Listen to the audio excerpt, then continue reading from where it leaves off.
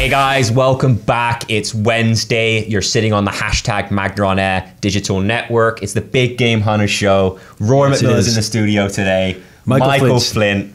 And welcome. And on today's show, guys, we're going to be talking about top companies in Seattle, what these companies are doing to attract great talent, how Forbes has ranked them in the industry, in the marketplace. And yeah, we're excited to talk about the show today. We feel that Seattle's a booming market. There's a lot going on out there right now. Yeah. Companies are having a very hard time finding great people. And we want to give you the breakdown on today's show and talk about what are these companies doing? What are these advanced industry companies doing? You know, how they're standing out from their competition, and really, you know, just discussing about the Pacific Northwest. Yeah, and for sure. I mean, like, listen, Seattle's in our backyard. We're up here in Vancouver. You know, we do a lot of work on the I-5, you know, from California all the way up to Vancouver. Oh, yeah.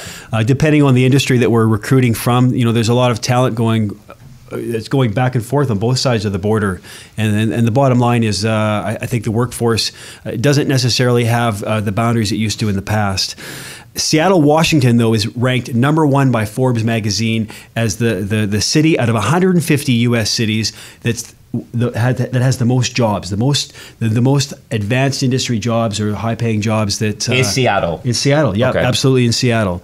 So this is you know, cross-referencing everything from you know, your LinkedIn feeds to Indeed to, you know, different you know, government agency statistics. Yeah. So it's pretty bang on. People want to work in the Pacific Northwest, and Seattle's absolutely a hot spot. Why do you think, Michael, people are flooding into the Pacific Northwest? Why are people going there? Obviously, there's hot companies right now that are, you know, that are setting the pace.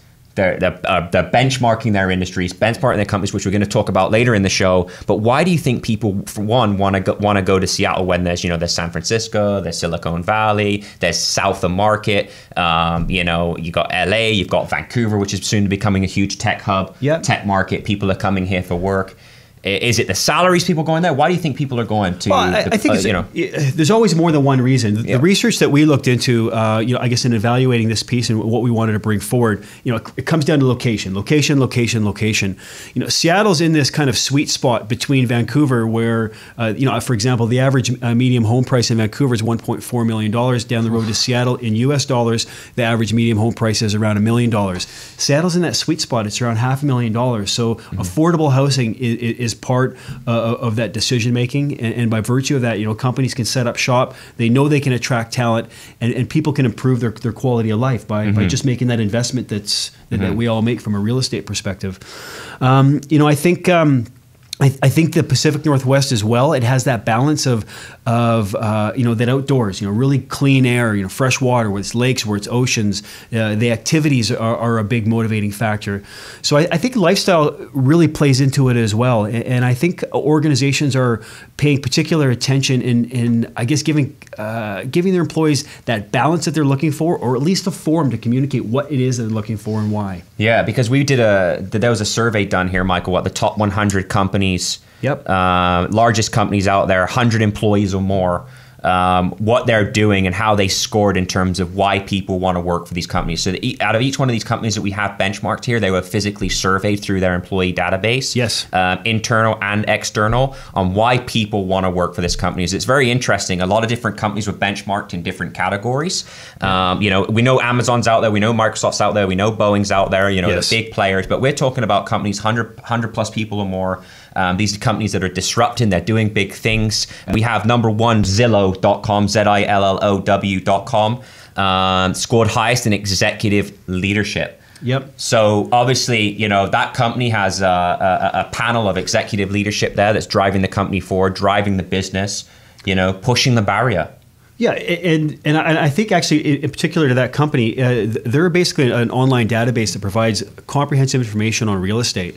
And people being able to go to one reliable source, a centralized source for information, do a lot of that homework on their own with respect to what they're investing in and why, and contributing factors, whether that's neighborhood or you know, a lot of times with you know, condos and things like that. You're researching the companies, what they have for amenities and things like that. It's all there.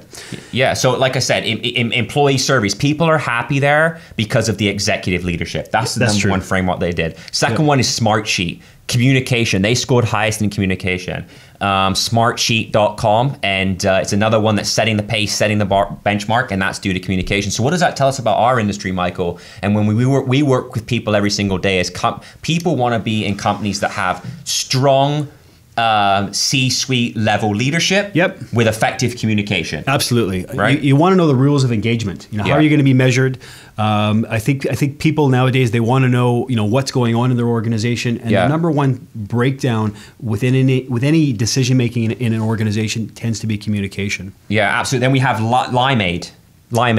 Limeade.com. They're about 101 employees right now. They're a technology company delivering platforms to inspire workers to improve their health and overall performance. Yeah. That's big. That is really big. For sure it is. It's a new company, Michael? Is this a relatively new company? How long they've been around, do you know? No, I didn't catch that actually in the profiling. I know they have just over 100 employees, and they're growing. Yeah. So they're at that sweet spot. When a company's around on 100 employees strong, it's a good time to join the organization because they're stable. They got a really strong business foundation, and they're looking to grow and make that next step. Yeah, and out of the employees that participate in the survey, they scored highest in work environment. Yeah, so the work environment must be there, the culture must be there, the leadership must be there. But yeah, work environment, that's a big thing. We want to represent companies that have a growing and thriving work environment, positive culture, effective communication, strong, A-level, like I call A-level leadership, where there's people at the forefront of the company pushing the vision, working with the teams, building them, developing, and really looking to benchmark in their industries. Yeah, and speaking of work environment, the one that I liked the best was Simply Measured. It's a data analytical company down in Seattle, and they do something quite unique. Your first day of work, it's get in, get your key card, find your desk, meet your coworkers, figure out your space, and then before you know it, there's a Nerf war going on. And these guys are all numbers-driven analysts. Yeah. Their job is to understand economy of scale. So you can bet they're hoarding some of that artillery in consideration for the next adventure within their own organization. Yeah. And it's got a very fun pulse to it. And they scored high on work environment, which is, it's a big thing. You go to work, something exciting is happening, and you're rewarded for, I guess, the relationships that you develop and grow as well as the business objectives. So let's talk about employee surveys, Mike. Yep. Obviously these are all statistics around employee service. Someone's gone to the people. Yep. Someone's gone to the receptionist all the way up and said, hey, what do you, out of the categories that we provided, why do you like working here? Yep. Why do you like being a part of this company? Well, I think some of them. How is it important for the owners and the senior management team to really understand that from their people? Oh, it's huge. I mean, it's one thing to understand it. It's another thing to empower it. Yeah. Because I think change or having insight on what happens in your company on a day in, day out basis. You have to apply that knowledge to something, and give it room to grow and give it an opportunity for things to foster and evolve. Mm-hmm. And I think progressive companies, they absolutely do that really well. And you see companies out there like Redfin that's in Seattle too as well. They're giving free lunches away. They've got snacks, they've got drinks, they've got beer fridges. They're doing whatever it takes to attract talent. You have that's Amazon sitting there. You have Microsoft sitting there. Yeah. Man, you got to be doing something, whether that's a flex, work-life balance schedule, for the tech talent. Like, what do these companies really have to do to entice people? It's got to be the war of talent out there, right? Yeah, I think so. I think so. You know what was interesting? And there's a company on our Seattle list called Cupcakes, which is a bakery. And yeah, exactly. But every day, each one of their employees, they're empowered to give away a coffee or a cupcake or something to pay it forward. Love it. For an opportunity. Do something good. Is that one cupcake or is that multiple cupcakes? Well, you get one for yourself and you get to give one away. So it empowers that employee to feel good about what they're doing. It's outside of a normal job description. You're putting a smile on someone's face, and I think that element is strong within a culture. Even it's a bit more of an entry level job. We're not talking advanced industry there, but we're talking about a company that does something that makes a difference, and it wants their employees to make a difference in someone's life today. Love it. So on today's show, guys, we talked about some of the top companies, 100 employees or more. There's lots going on. There's lots of opportunity in Seattle. If you're a candidate, look into that city, look into that state.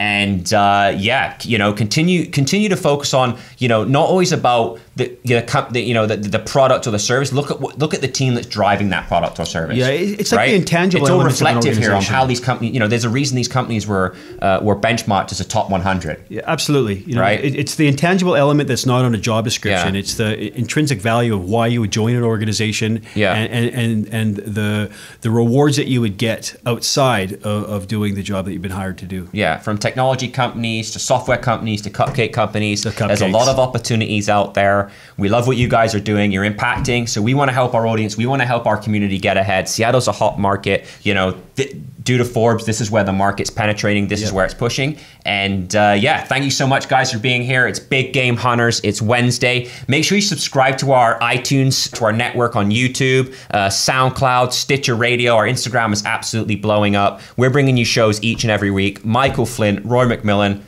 See you soon. See you guys.